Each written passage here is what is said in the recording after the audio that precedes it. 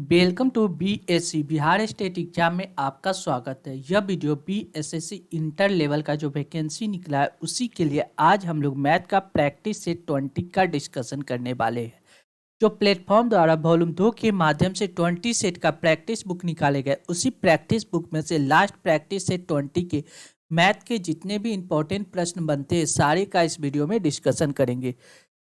Video शुरू करने के पहले चैनल को सब्सक्राइब कर ले, साथ ही बेल बटन को दबा दे ताकि आने वाले प्रत्येक वीडियो का नोटिफिकेशन आपको समय पे मिल सके। साथ ही इस वीडियो को ज़्यादा से ज़्यादा शेयर करें ताकि लोगों के बीच यह वीडियो आसानी से पहुंच सके। चलिए वीडियो की शुरुआत करते हैं आज के इम्पोर्टेंट प्रश्नों के साथ। पहला प्रश्न है, निम्नलिखित में से कौन सा सही आरोही क्रम में है, यानी जो भिन्न दिया गया वह कौन सा भिन्न सही आरोही क्रम में है। तो ऑप्शन ए का यूज करेंगे। ऑप्शन ए में कितना दिया गया 13/14 और कितना दिया गया 15/17। पहले इन दोनों को चेक करेंगे। आरोही का मतलब क्या होता है, बढ़ता हुआ क्रम, यानी सबसे पहले उस छोटा होगा उसके बाद उससे बड़ा उसके बाद उससे बड़ा। 17 से क्रॉस मल्टीप्लाई करेंगे 13 में और 14 से क्रॉस मल्टीप्लाई करेंगे 15 में। 17 को 13 से मल्टीप्लाई कीजिएगा तो ये आ जाएगा कितना 221 और 14 को 15 से मल्टीप्लाई कीजिएगा तो ये आ जाएगा 210। कहने का मतलब हो गया 15/17 से बड़ा कौन सा होगा, 15/17 से बड़ा होगा 13/14। ऑप्शन में चेक करेंगे तो देखिए ये क्या है 13/14 बड़ा, इसके बाद दिया गया 15/17 जो गलत है, यानी ऑप्शन ए गलत हो जाएगा। सी में देखिए 13 यहाँ दिया गया 15, ये भी गलत हो जाएगा क्योंकि होना क्या चाहिए 15/17 उसके बाद आना चाहिए कितना 13/14। इसमें देखेंगे तो इसमें भी वही 13 के बाद 15 दिया गया, यानी ऑप्शन डी गलत हो जाएगा। ऑप्शन बी देखेंगे तो इसमें दिया गया 15/17 उसके बाद 13/14, यानी केवल ऑप्शन बी ऐसा है जो इस इक्वेशन को सेटिस्फाइड कर रहा है, यानी correct answer option B. Next, चांदी पानी से 19 गुना भारी है जबकि तांबा पानी से 9 गुना भारी है। इसका एक मिश्र धातु प्राप्त करने के लिए चांदी में किस अनुपात में तांबा मिलाया जाए कि वह पानी से 15 गुना भारी हो जाए। सारा चीज क्या चीज से भारी है, पानी से। तो हम लोग क्या लगाते, एलिगेशन लगा देते। एक तरफ है चांदी सिल्वर, एक तरफ है तांबा C4 तांबा और चांदी C4 चांदी लगा देते। तो चांदी पानी से कितना 19 गुना भारी है और तांबा कितना है 9 गुना भारी है। इन दोनों को एलिट किया जाए, एक साथ मिलाया जाए तो मिश्रण में दोनों कितना 15 गुना भारी हो जाएगा। कितना 15 गुना। जब इसको एलिगेशन लगाएंगे तो 19 में से 15 जाएगा तो कितना बचेगा 4। 15 में से 9 को घटाएंगे तो बचेगा 6। अब इसको सिंपल रेशियो में तोड़ेंगे तो 2 से भाग देते, 2 तिया 6 2 दूना 4, यानी 3:2 के अनुपात में दोनों को मिलाया गया है, यानी करेक्ट आंसर ऑप्शन बी इसका करेक्ट जवाब होगा। कौन सा, ऑप्शन बी। क्लियर है। नेक्स्ट, एक व्यक्ति 50,000 का निवेश किया जिसमें से कुछ राशि उसने 10% और कुछ राशि उसने 12% वार्षिक साधारण ब्याज पे निवेश किए। 2 वर्ष पूरे होने पे उसे ब्याज के रूप में 11,640 रुपया ब्याज प्राप्त हुआ। निवेश की के प्रथम और द्वितीय भाग की राशि ज्ञात कीजिए। देखिए टोटल पैसा कितना 50,000 रुपया निवेश किया था, ठीक। कितना वर्ष के लिए, 2 वर्ष के लिए। कितना रेट ऑफ इंटरेस्ट है, 8 रेट ऑफ इंटरेस्ट। उसको टोटल इंटरेस्ट कितना प्राप्त हुआ, तो आप देखिए तो 11,640 रुपया इंटरेस्ट प्राप्त हुआ। यहाँ से हम लोग रेट निकालेंगे। जब इसको सॉल्व कीजिएगा तो आर का वैल्यू आ जाएगा कितना 11.64%। अब देखिए क्वेश्चन में क्या कर रहा है, एक 10% के रेशियो से मिलाया जा रहा है और दूसरा कितना 12% से। एक है 10% और दूसरा कितना है 12%। इन दोनों को जब मिलाया जाए एक साथ तो वह रेशियो कितना 11.64% के। जब इसको एलिगेशन के हिसाब से इसको जब सॉल्व कीजिएगा तो ये देखिए ये घट के आ जाएगा 0.36 और 11.64 में से 10 को घटाइएगा तो ये आ जाएगा 1.64। कितना 1.64, पॉइंट से पॉइंट हट गया। अब देखिए 4 से काट देते, 4 9 36, 4 चौक 16 यानी 41, यानी 9:41। कितना आ गया 9:41। टोटल अमाउंट कितना 9 1 10 यानी 50 यूनिट। 50 यूनिट का वैल्यू कितना दिया गया 50,000। 50 यूनिट का वैल्यू कितना दिया गया 50,000, यानी 1 यूनिट का वैल्यू निकल जाएगा यहाँ से 1,000। ठीक। अब हमसे पूछ रहा है 9 यूनिट का वैल्यू कितना हो जाएगा, तो 9,000 और 41 यूनिट का वैल्यू कितना हो जाएगा 41,000, यानी करेक्ट आंसर कौन सा होगा, ऑप्शन सी इसका करेक्ट जवाब होगा। कौन सा, ऑप्शन सी। क्लियर है। नेक्स्ट, अगला प्रश्न देखिए क्या कर रहा है, ये जो पैसा दिया गया है, इसको 9 माह के लिए 4% प्रति वर्ष की दर से चक्रवृद्धि ब्याज क्या होगा यदि ब्याज तिमाही हो। देखिए ब्याज हमको कैसे लेना है, 3-3 महीना पे ब्याज लेना है।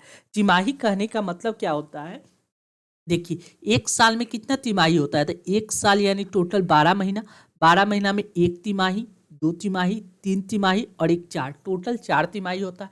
यानी हमको क्या करना होगा, टाइम को 4 से मल्टीप्लाई करना पड़ेगा और रेट को क्या करना होगा, 1/4 करना पड़ेगा, 4 से डिवाइड करना पड़ेगा। टाइम कितना दिया गया है, 9 माह, 9 को 4 से मल्टीप्लाई करेंगे तो कितना हो जाए, 9×4 = 36 यानी 36 महीना। 36 माह का मतलब कितना हो गया, 3 ईयर। 36 माह का मतलब हो गया कितना, 3 ईयर। रेट कितना दिया गया, 4% रेट दिया गया। रेट को हमको क्या करना है, 4 से डिवाइड कर देंगे, ये रेट कितना आ जाएगा, 1%। यानी 1% रेट के हिसाब से 3 वर्ष का हमको क्या निकालना है, कंपाउंड इंटरेस्ट निकालना है। तो कंपाउंड इंटरेस्ट हम लोग क्या निकालते हैं, एक ट्री मेथड होता है, उसके हिसाब से कंपाउंड इंटरेस्ट निकाल सकते हैं। देखिए पैसा कितना दिया गया है, 1000000, 1 2 3, इसका 1% निकालेंगे तो ये कितना हो जाएगा, देखिए 1% निकाल, 00 से 00 कैंसिल, यानी 1000। यानी पहला वर्ष इंटरेस्ट कितना होगा, दूसरा वर्ष और 3 वर्ष, तीसरा वर्ष। 3 वर्ष का हमको कंपाउंड इंटरेस्ट चाहिए। पहला वर्ष इंटरेस्ट कितना होगा, 1000। दूसरा वर्ष में क्या होगा, प्रिंसिपल पे तो इंटरेस्ट लगेगा ही, यानी ये जो प्रिंसिपल है उस पर 1% इंटरेस्ट लगेगा तो 1000 आएगा। अब दूसरा वर्ष में क्या होता है, इंटरेस्ट पे भी इंटरेस्ट लगता है, यानी इस 1000 पे भी इंटरेस्ट लगाएंगे, कितना, 1%। ये इंटरेस्ट कितना आ जाएगा, 10 आ जाएगा, यानी दूसरा वर्ष इंटरेस्ट कितना आ जाएगा, 10। अब देखिए तीसरा वर्ष में क्या होगा, प्रिंसिपल पे इंटरेस्ट, यानी इस पे टोटल पे इंटरेस्ट 1% लगेगा तो इतना 1000, ठीक। और ये इंटरेस्ट पे भी इंटरेस्ट लगेगा, इस इंटरेस्ट पे इंटरेस्ट लगेगा तो ये आएगा 10, इस इंटरेस्ट पे लगेगा तो ये आएगा 10, और 10 पे कितना, 1% अगर हम लगाएंगे, 10 का 1% कितना होता है, 0.1, यानी 0.1 आएगा। यानी यहाँ पे इंटरेस्ट कितना, 0.1। जब इसको ऐड करेंगे तो ये कितना, 1000, 1000, 1000, यानी 3000 प्लस कितना, 10, 20, 30, 3030 प्लस कितना, 0.1, यानी करेक्ट आंसर हो जाएगा 3030.1। यानी ऑप्शन डी इस प्रश्न का करेक्ट जवाब होगा। कौन सा, ऑप्शन डी। क्लियर है। आप इस टोटल पूरा फॉर्मेशन को आप इस तरह याद कर सकते हैं, 3a plus 3b plus c, इस तरह भी आप याद कर सकते हैं। 3a कहने का मतलब क्या हुआ, 3 मल्टीप्लाई a, यानी पहला बार प्रिंसिपल पे जो इंटरेस्ट लग रहा है 1% के इंटरेस्ट लग रहा है, कितना, 1000 प्लस 3b कहने का मतलब जो रिजल्ट प्राप्त हुआ उस पे इंटरेस्ट, यानी एक पे यहाँ इंटरेस्ट कितना आ जाएगा, 10 प्लस सी फोर मतलब थर्ड इंटरेस्ट, यानी इस पे 10 पे 1% निकालेंगे, यानी 0.1। जब इसको ऐड कीजिएगा ये आपको आ जाएगा 3030.1, यानी ऑप्शन डी इसका करेक्ट जवाब हो जाएगा। क्लियर है।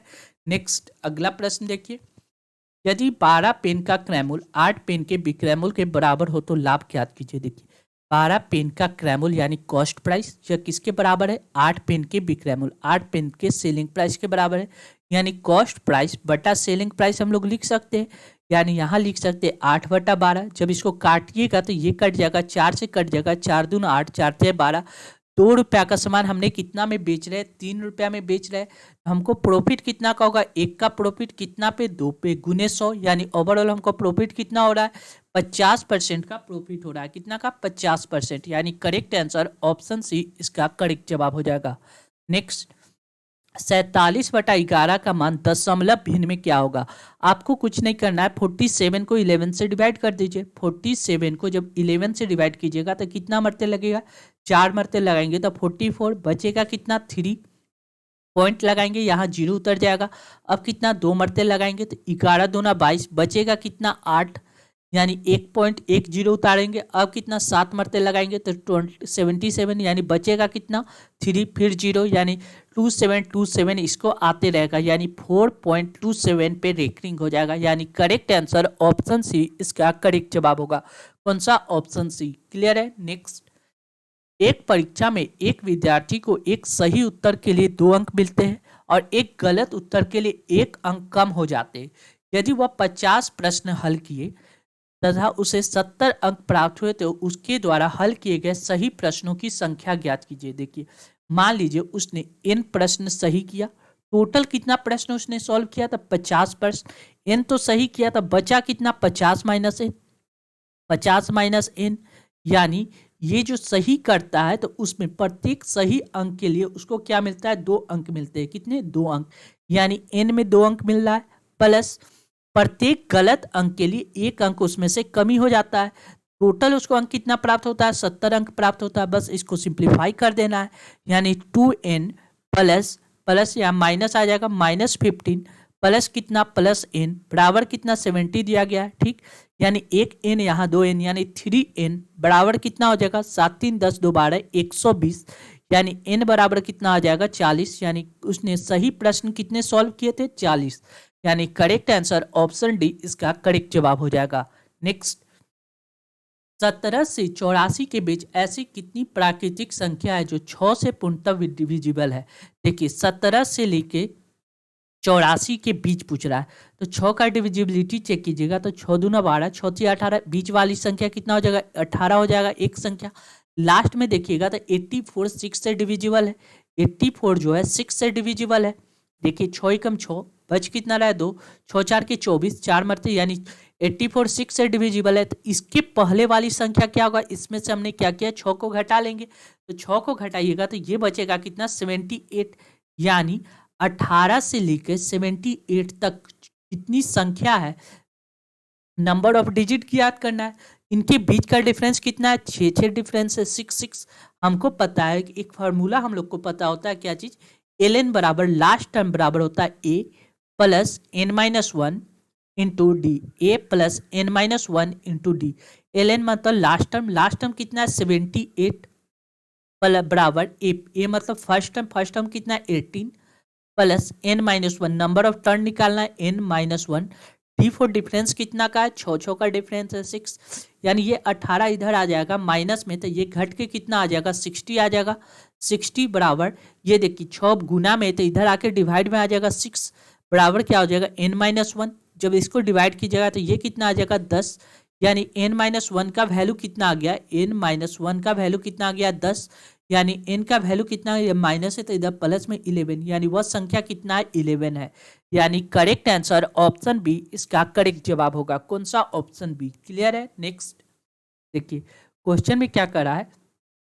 1820 रुपये का साधारण ब्याज 9 मार्च 2019 से 21 मई 2019 तक 7.5% प्रति वर्ष की दर से हमको क्या निकालना है? इंटरेस्ट निकालना है। तो देखिए आपको पता होना चाहिए 9 मार्च से लेके हमको कब तक जाना है?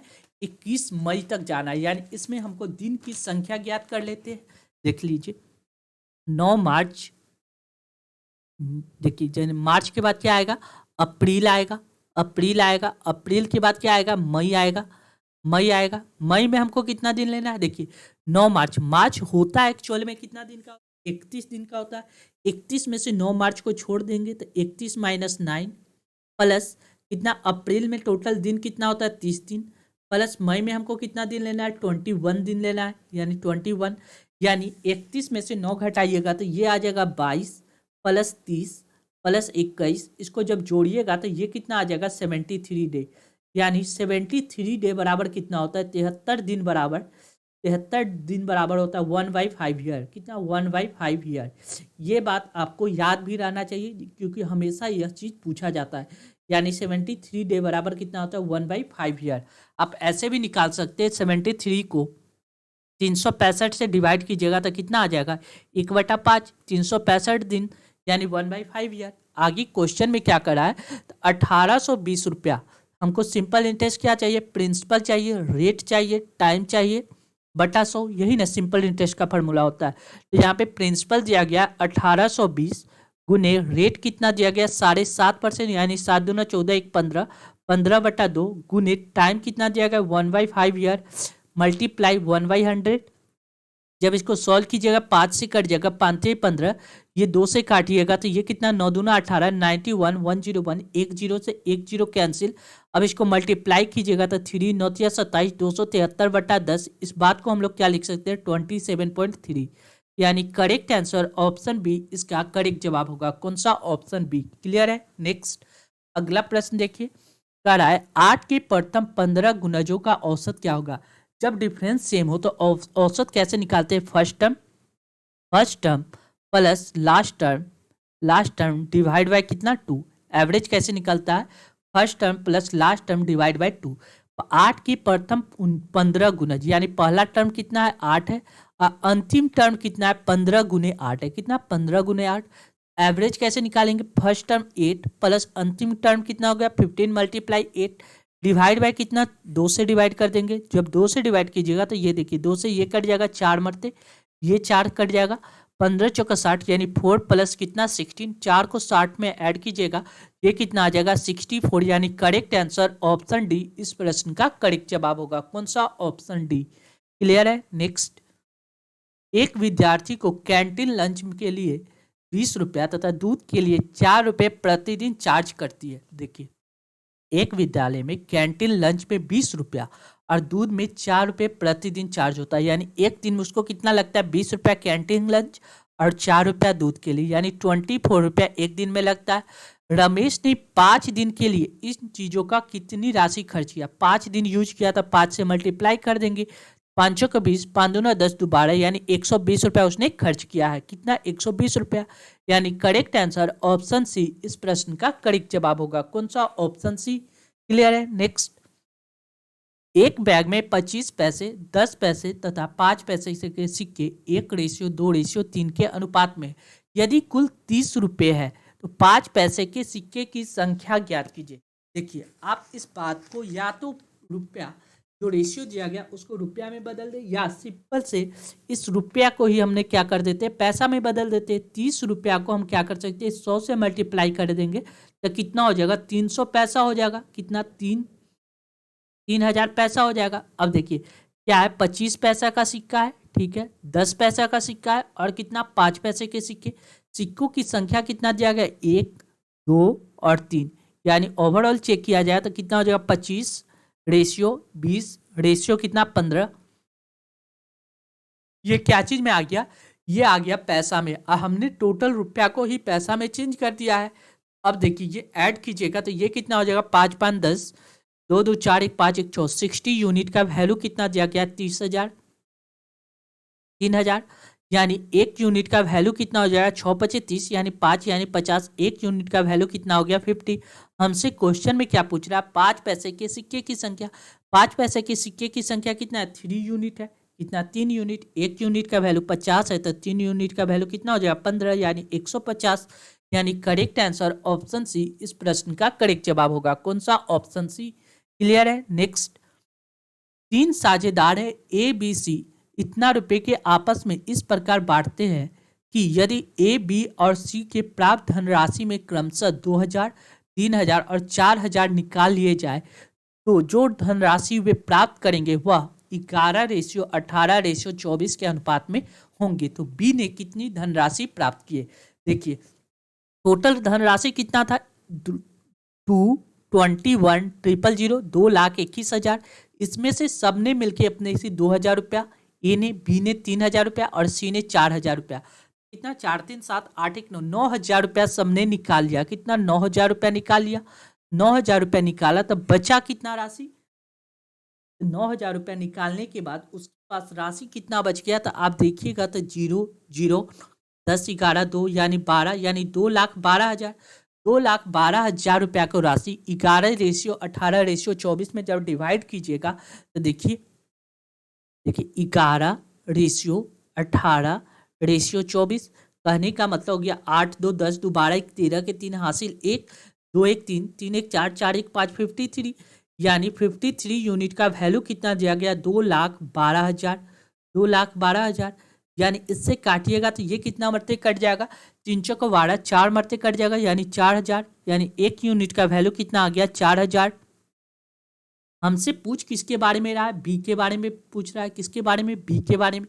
तो बी का कितना? 18 यूनिट। एक यूनिट का वैल्यू इतना है तो 18 यूनिट का वैल्यू कितना हो जाएगा? 18 चक 72, यानी 72, 18 चक 72, 72,000 रुपया। लेकिन आगे क्या करा है, बी ने अपने राशि में से 3,000 रुपया क्या किया था, पहले ही हटा लिया था।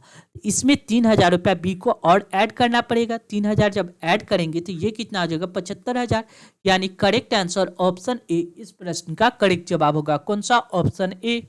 क्लियर है। नेक्स्ट देखिए, यह सिंप्लीफिकेशन का क्वेश्चन है और इसमें आपको सिंप्लीफाई करना है। तो देखिए कैसे सॉल्व करेंगे। यहाँ पे जब सॉल्व करिएगा, देखिए 1+1/4 को जब सॉल्व कीजिएगा तो ये कितना आ जाएगा, देखिए 4 1 5 5/4, कितना 5/4। अब देखिए एक इक्वेशन यहाँ पे बन के आ रहा है, देखिए x/y डिवाइड बाय कितना, a/b, कितना x/y डिवाइड बाय a/b। जब भी ऐसे इक्वेशन बने आपको क्या करना है, देखिए ये जो b है ये कहाँ चला जाएगा, देखिए x/y, ये जो b है सबसे ऊपर चला जाएगा b, और उसके बाद a नीचे चला जाएगा, कहाँ पे, a यहाँ पे। क्लियर है। यानी कहने का मतलब, अब देखिए इसके जगह पे हम लोग क्या लिख सकते हैं, देखिए यहाँ पे 1+1 बट्टा कितना 1 दिया गया, अब बट्टा में कितना दिया गया 5/4। इस बात को हम लोग क्या लिख सकते हैं, देखिए 1+1, देखिए ये 4 ऊपर चला जाएगा 4, ये वाला 5 यहाँ पे चलाएगा, कोई दिक्कत नहीं है। अब देखिए जब इसको सॉल्व कीजिएगा तो 5 और 4 9, यानी 9/5 आ जाएगा। यानी यहाँ तक का रिजल्ट कितना आ गया 9/5, और ऊपर कितना है 2 1 3 3/2, 3/2 डिवाइड बाई कितना 9/5। जब इसको सॉल्व कीजिएगा तो ये आ जाएगा 3/2 मल्टीप्लाई 5/9, यानी कितना आ जाएगा, 3 से काट दीजिएगा 3 3 9, यानी कितना हो जाएगा 5/6, यानी करेक्ट आंसर ऑप्शन सी इसका करेक्ट जवाब होगा। कौन सा, ऑप्शन सी। क्लियर है। इसको एक बार और समझिएगा, यहाँ पे थोड़ी सी आपको समझना है बस। यहाँ पे ये इक्वेशन बनता है, जिसको आप समझ लीजिएगा तो आसानी से इस क्वेश्चन को सॉल्व कर सकते हैं। क्लियर है। नेक्स्ट, यदि आप एक मकान को 50,000 में खरीदे और 80,000 में बेचे तो आपका प्रतिशत लाभ कितना होगा। देखिए कितना में खरीदे थे 50,000 में, ठीक है, और बेच कितना में रहे हैं 80,000 में, कितना 80,000 में। जब भी परसेंटेज का बात करें तो उसमें एक्चुअल वैल्यू से हमको कोई फर्क नहीं पड़ता है। तो हमने क्या किया, इसमें से 4 जीरो हटा दिए, यहाँ से भी 4 जीरो हटा दिए, यानी 5 रुपया का सामान हमने कितना 8 रुपया में बेच रहे हैं, यानी कितना का प्रॉफिट, 3 का प्रॉफिट, कितना पे 5 पे गुने 100 कर दीजिएगा, यानी परसेंटेज निकल जाएगा, 5 से कट जाएगा, 5 दूना 10 20, यानी 3 दूना 6, यानी 60% का ओवरऑल प्रॉफिट हो रहा है, यानी correct answer option C. Next अगला प्रश्न देखिए, एक लड़का मेले में 3 स्टॉल पर जाता है, प्रत्येक स्टॉल पर वह 1 रुपया प्रवेश शुल्क देता है और शेष आधा धन स्टॉल पर खर्च कर देता है तथा 1 रुपया बाहर जाने का शुल्क देता है। अंत में उसके पास 3 रुपया शेष रहते हैं। उसके पास प्रारंभ में कितने रुपए थे। जब भी ऐसे प्रश्न है, ये जो भाषा वाले प्रश्न है, तो ऑप्शन की सहारा लेके सॉल्व कीजिएगा तो आसानी से सॉल्व कर पाइएगा।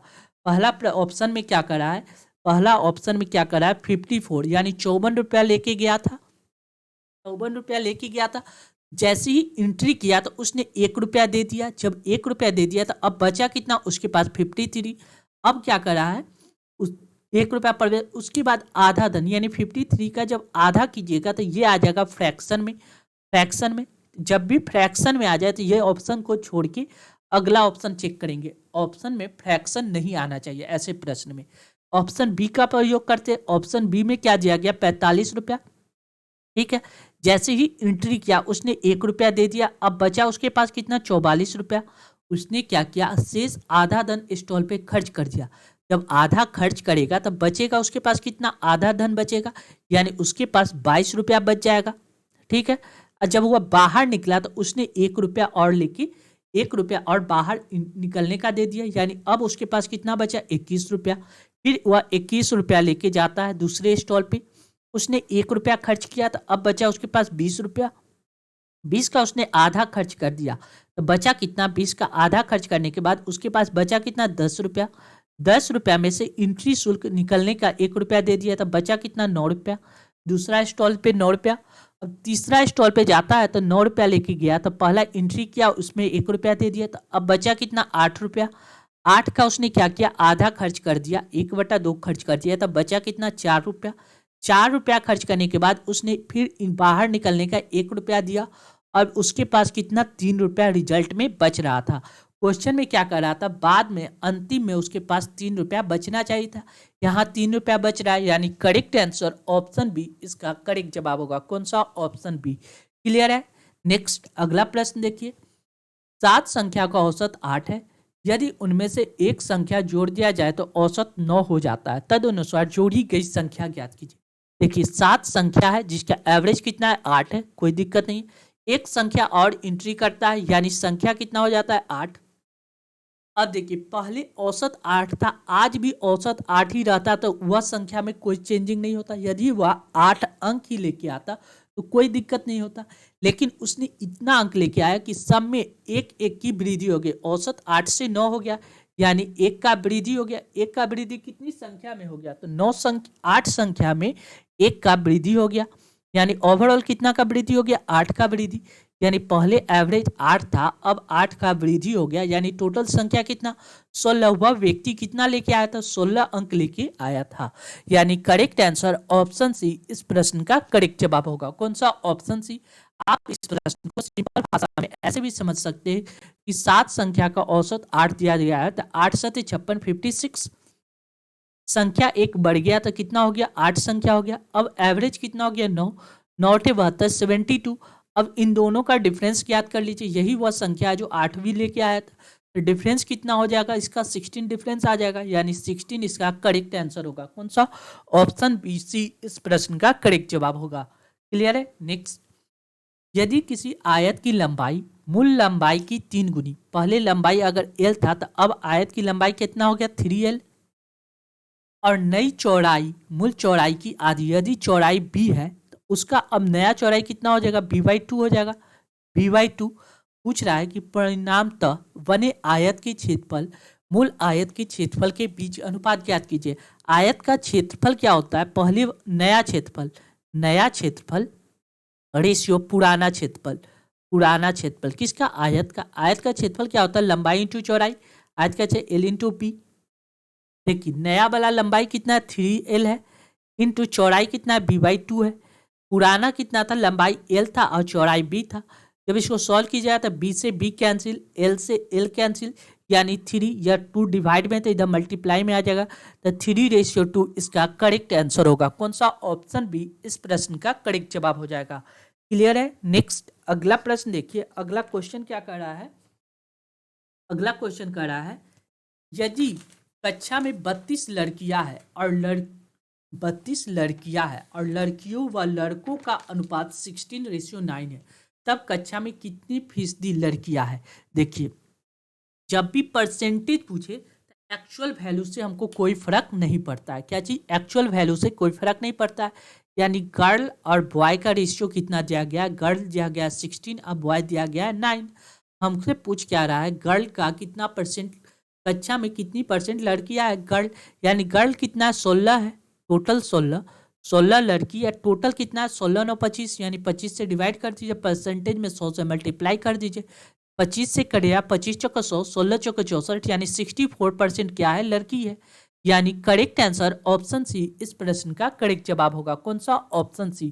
जब भी परसेंटेज में पूछे तो उसमें एक्चुअल वैल्यू का कोई फर्क नहीं पड़ता है। क्लियर है? नेक्स्ट, एक नाव 45 मिनट में जल प्रवाह की विपरीत दिशा में 5 किलोमीटर और जल प्रवाह की दिशा में 7.5 किलोमीटर जा सकती है। यदि 25 मिनट में वह जल प्रवाह की दिशा में 5 किलोमीटर और जल प्रवाह की विपरीत दिशा में 2.5 किलोमीटर जा सकती है, जल प्रवाह की विपरीत दिशा में 12 किलोमीटर जाने में यह कितना समय लेगा? ये जो क्वेश्चन है आपको पता होना चाहिए। जब भी स्पीड क्या हो, एक होता है अपवर्ड स्पीड, एक होता है डाउनवर्ड स्पीड, यानी जब भी धारा की दिशा में जाए, यानी नाव की चाल प्लस धारा की चाल, जब भी दोनों चाल जोड़ दे, यानी इसको कहते हैं अपवर्ड स्पीड और इसको हम लोग यू से डिनोट करते हैं। और जब भी नाव की चाल में से धारा की चाल घटा देंगे, ये हो जाएगा डाउनवर्ड स्पीड, यानी इसको अगर हम लोग डी से डिनोट कर दे, x - y, इसको डी से डिनोट कर दे। अब इसको सॉल्व कर लेते हैं। देखिए हमको क्या करा है? 5 किलोमीटर विपरीत दिशा में जाता है, यानी 5 किलोमीटर जा रहा है कौन सा दिशा में? विपरीत दिशा में, यानी धारा के विरुद्ध जा रहा है, यानी डी से डिवाइड कर देंगे, प्लस कितना 7.5 किलोमीटर यानी 7.5 किलोमीटर कितना धारा के दिशा में जा रहा है। तो धारा की दिशा में नाव की चाल कितना होगा, यू हो जाएगा। ठीक, ये जो समय ले रहा है ये ले रहा है 25 मिनट। मिनट को घंटा में बदलने के लिए 60 से डिवाइड कर देंगे, कोई दिक्कत नहीं है। आगे क्या कर रहा है, जल प्रवाह की दिशा में 5 किलोमीटर जाता। अब देखिए धारा की दिशा में कितना जा रहा है, 5 किलोमीटर, तथा धारा के विपरीत दिशा में 2.5 किलोमीटर।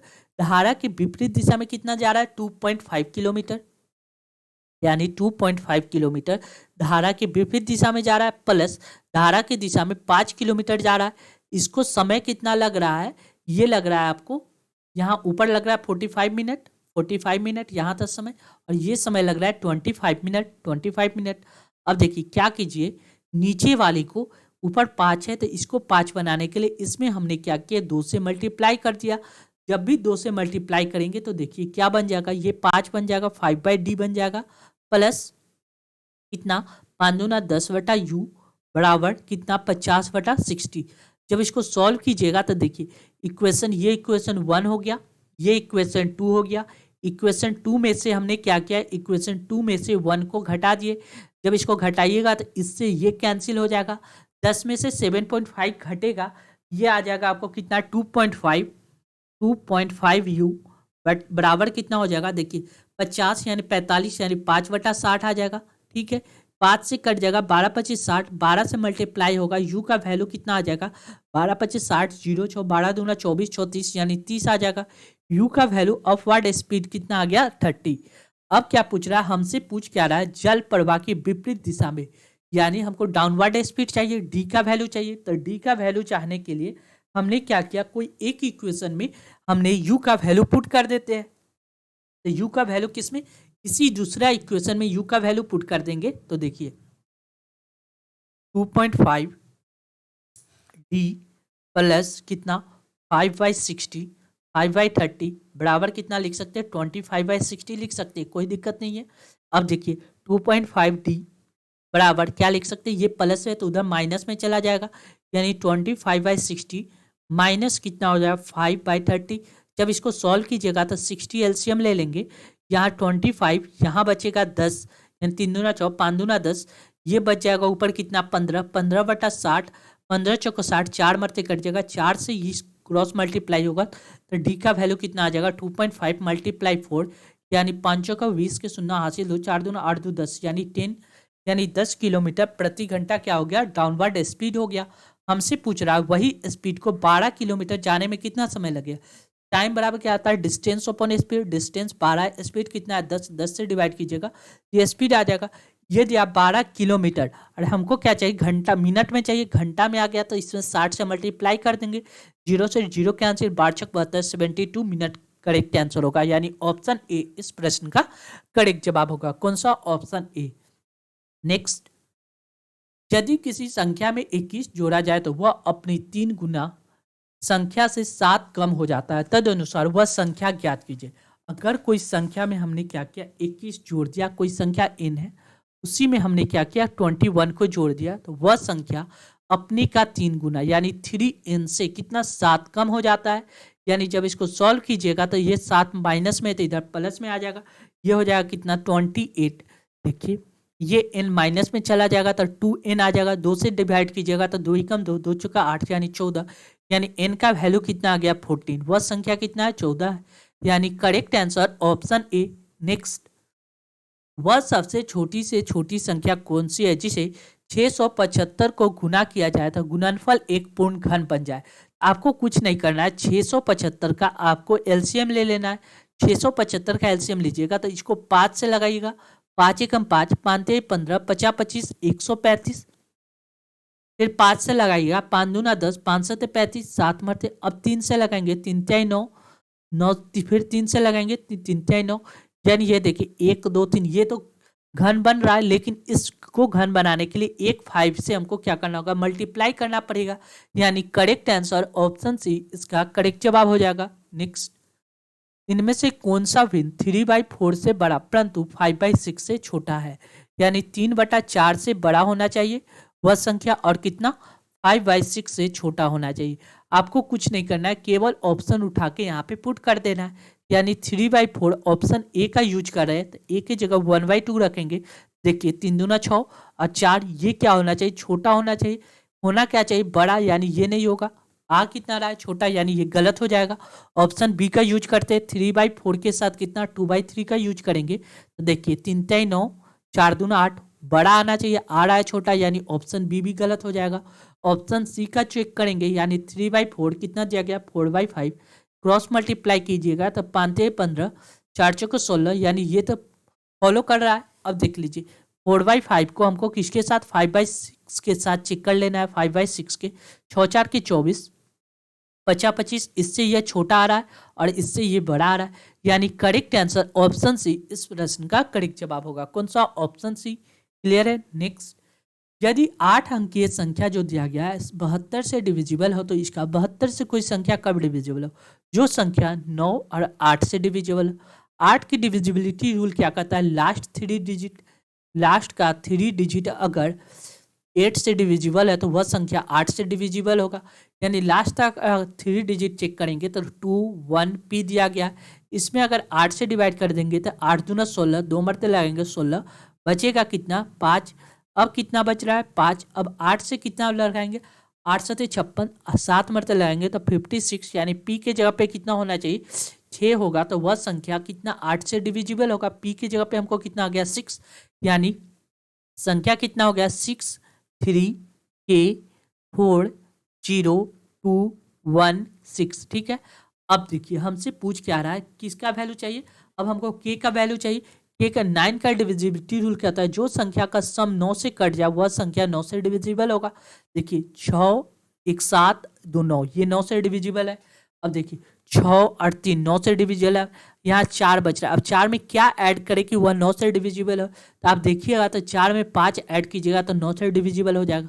यानी k का वैल्यू कितना आ गया 5 और p का वैल्यू कितना आ गया 6। p का वैल्यू 6। अब जो इक्वेशन दिया गया वहां पे पुट कर दीजिए। इक्वेशन में दिया गया 5k minus 3p, 5k minus 3p। तो 5k की जगह पे कितना 5 रखेंगे, माइनस 3p की जगह पे 6 रखेंगे। 5 को 5 से मल्टीप्लाई करेंगे 25 माइनस 6 18, 25 में से 18 को घटाइएगा तो ये आपको कितना आ जाएगा, ये आ जाएगा 7। यानी करेक्ट आंसर ऑप्शन सी इस प्रश्न का करेक्ट जवाब होगा। कौन सा, ऑप्शन सी। नेक्स्ट देखिए ये क्वेश्चन क्या है, ये सिंप्लीफिकेशन का क्वेश्चन है और आप इसको बेसिक मेथड से पीछे से सॉल्व कीजिएगा, आसानी से सॉल्व हो जाएगा। पहले बोर्डमास रूल क्या कहता है, ब्रैकेट के काम करने के लिए। ब्रैकेट में हमको कितना दिया गया 3/5 मल्टीप्लाई कितना 2/3। जब इसको सॉल्व कीजिएगा तो 3 से 3 कैंसिल हो गया, यानी 2/5, यानी ये ब्रैकेट का वैल्यू कितना गया 2/5। अब देखिए यहाँ देखिए कितना दिया गया 2/5।